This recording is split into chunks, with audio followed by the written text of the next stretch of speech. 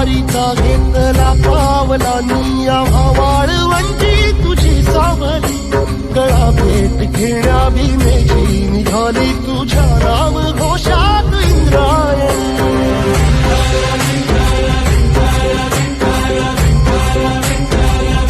भिडे आसमंती ध्वजा वैष्णवांची उभी पंढरी आज नानावली